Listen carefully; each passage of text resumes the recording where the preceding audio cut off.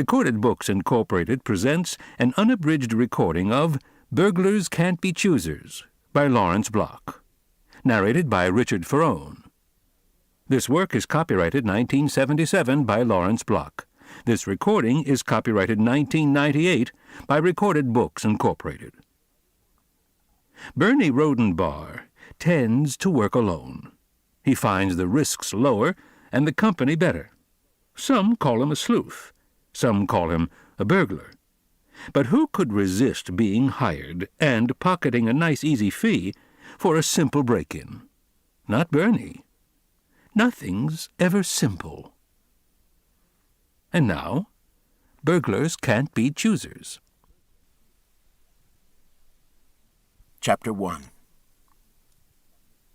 A handful of minutes after 9, I hoisted my Bloomingdale shopping bag and moved out of a doorway and into step with a tall blond fellow with a faintly equine cast to his face.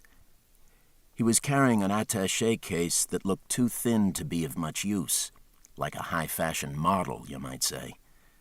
His top coat was one of those new plaid ones, and his hair, a little longer than my own, had been cut a strand at a time. "We meet again," I said, which was an out-and-out lie. "Turned out to be a pretty fair day after all." He smiled, perfectly willing to believe that we were neighbors who exchanged a friendly word now and then. "Little brisk this evening," he said.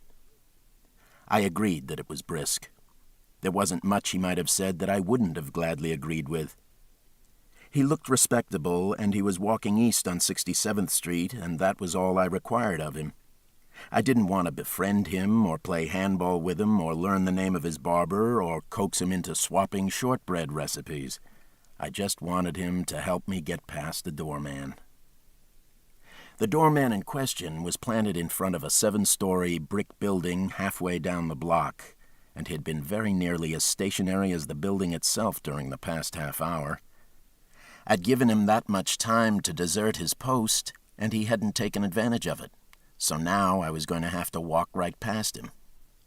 That's easier than it sounds, and it's certainly easier than the various alternatives I'd considered earlier, circling the block and going through another building to get into the air shaft behind the building I wanted, doing a human fly act onto the fire escape, torching my way through steel grills on basement or first-floor windows. All of those things are possible, I suppose. But so what? The proper method is Euclidean in its simplicity. The shortest route into a building is through its front door. I'd hoped that my tall blonde companion might be a resident of the building himself. We could have continued our conversation, such as it was, right through the lobby and onto the elevator. But this was not to be. When it was clear that he was not going to turn from his eastward course, I said, "Well, here's where I get off. Hope that business in Connecticut works out for you." This ought to have puzzled him, as we hadn't talked about any business in Connecticut or elsewhere. But perhaps he assumed I'd mistaken him for someone else. It hardly mattered. He kept on walking toward Mecca, while I turned to my right, toward Brazil, gave the doorman a quick, unfocused nod and smile, warbled a pleasant good evening at a gray-haired woman with more than the traditional number of chins, chuckled unconvincingly when her Yorkie made snapping sounds at my heels, and strode purposefully onto the self-service elevator. I rode to the 4th floor, poked around until I found the stairway, and walked down a flight. I almost always do this, and I sometimes wonder why. I think someone must have done it in a movie once, and I was evidently impressed, but it's really a waste of time, especially when the elevator in question is self-service. The one thing it does is fix in your mind where the stairs are should you later need them in a hurry, but you ought to be able to locate stairs without scampering up or down them. On the 3rd floor, I found my way to apartment 311 at the front of the building. I stood for a moment, letting my ears do the walking, and then I gave the bell a thorough ring and waited 30 thoughtful seconds before ringing it again. And that, let me assure you, is not a waste of time. public institutions throughout the 50 states provide food and clothing and shelter for lads who don't ring the bell first. And it's not enough just poking the silly thing.